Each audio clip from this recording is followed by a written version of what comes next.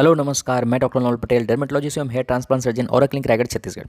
इस टॉपिक में मैं आज आपसे बात करने वाला हूं फ्रिकल्स के बारे में। जो चेहरे में ब्राउन स्पॉट्स तिल के जैसे बहुत सारे हो जाते हैं, अधिकतर ये महिलाओं को होती हैं। तो इसके बारे में थोड़ा सा नॉलेज देना चाहता हूं। जिससे पहले कि आप चैनल्स में कोई भी वीडियोस देखते हैं तो चैनल को सब्सक्राइब करके बेल नोटिफिकेशन जो ऑल करके आता है उसको ऑन करके रखें, क्योंकि कभी भी मैं जब भी वीडियोस कुछ आपके लिए अच्छी जानकारी अपलोड करूँगा तो वो आप तक सही समय तक पहुँच जाए और उसको एक बार आप जरूर देख सकें। देखिए, इसमें देख रहे होंगे कि आप छोटे छोटे ब्राउनिंग स्पॉट्स हो जाते हैं, चाहे इंडियन हो चाहे एशियन या अदर फॉरेन कंट्रीज़ में। आप इनको इस टाइप के जो स्पॉट्स होते हैं बहुत लोगों में आपने देखा होगा। ये अलग अलग हो सकते हैं, ये तिल से डिफरेंट होते हैं। तिल जो उभरे हुए होते हैं ये ब्राउन स्पॉट्स होते हैं, फ्लैट होते हैं। इसी प्रकार से एक बर्थ मार्क होता है जो कि डिफरेंट होता है, नेवस स्पाइलस। आप ये ध्यान दीजिए कि इसमें कुछ उभरे होंगे वो अलग होते हैं, यूनिलेटरल अलग हो सकते हैं। मतलब एक तरफ जो होते हैं ये फ्रिकल्स जो हम जिसकी चर्चा कर रहे हैं वो चेहरे के दोनों हिस्से में होते हैं और चेहरे के मोस्ट प्रोमिनेंट पार्ट में होते हैं जहाँ पे धूप की संभावनाएं ज़्यादा होती है। फ्रिकल्स होते क्या हैं एक्चुअल में? देखिए, स्मॉल ब्राउन स्पॉट्स होते हैं और जो कि धूप लगने वाली जगहों में होते हैं ये हार्मलेस होते हैं। हार्मलेस मतलब ये कोई आपको नुकसान नहीं कराएंगे। और ये क्या कैंसर हो सकते हैं? कैंसर इसमें नहीं बनते हैं, लेकिन कैंसर कभी भी कोई स्किन में बनता है उसके बारे में चर्चा मैं आगे करूँगा। देखिए क्या होता है, जब भी मेलेनिन का प्रोडक्शन, मेलेनिन की संख्या ज़्यादा नहीं, जितने नंबर्स तो हैं वो ठीक हैं, प्रोडक्शन ज़्यादा जब हो जाता है, धूप में कंटिन्यू रहते हैं तो इससे ये बनते हैं। तो मतलब इसका बेसिक कारण एक हो गया धूप, हो गया अल्ट्रावायलेट रेडिएशन। तो मतलब इसके बचने के तरीके बेस्ट से बेस्ट होता है, धूप से आपको बचना चाहिए, सनस्क्रीन लगाना चाहिए, तो उससे बेस्ट हो सकते हैं। देखिए, इनके अलावा मैं जब बताता हूँ कि जैसे मैंने आपको बताया बर्थ मार्क, इसी तरह के ये लेंटिजेंस भी होते हैं ये।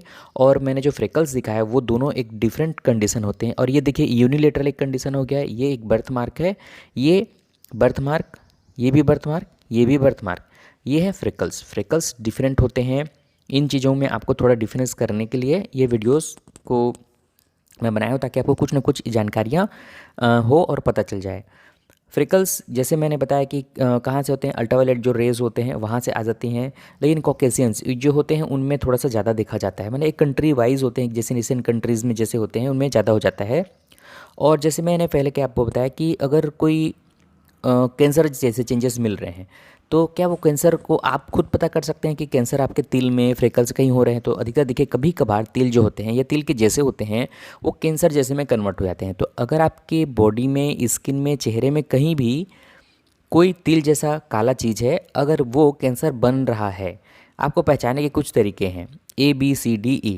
ए मतलब एसिमेट्री, मतलब वो क्या हो रहा है, वो जैसे गोल सा तिल था, अब वो गोल ना रह के थोड़ा टेढ़ा मेढ़ा सिमेट्रिकल नहीं हो रहा है, थोड़ा अलग ही हो जा रहा है।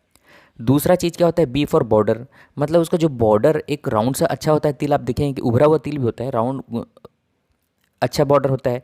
तो कहीं पे बॉर्डर उसका अनइवन, नोच आना, बम्प आना, उड़ गया, ऐसा हो सकता है। तीसरा चीज़ है जो कलर में बदलाव आ गया, अगर वो काला तिल था वो ब्राउनिश हो गया, रेडिश हो गया, तो आप समझ सकते हैं कि कैंसर के चांसेस हो सकते हैं। डी फॉर डायमीटर, मतलब उसका जो आधा इंच से एक चौथाई इंच मान के चलिए, एक चौथाई इंच से ज़्यादा बड़ा होना शुरू हो गया तो वो डायमीटर बड़ा हो रहा है, मतलब वो भी कैंसर हो सकता है।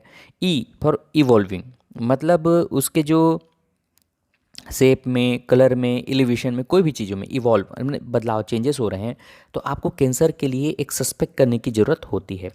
अब जो आता है फ्रेकल्स जो होते हैं, ब्राउन स्पॉट्स जो आते हैं चेहरे में, उसको कैसे ठीक किया जा सकता है? देखिए, ठीक करने के लिए उसके बहुत सारे तरीके होते हैं, लेकिन इसके लिए जो कॉमन जो यूज़ होते हैं वो केमिकल पीलिंग होते हैं। केमिकल पीलिंग आपको स्किन क्लिनिक पे जाकर ही कराना पड़ता है।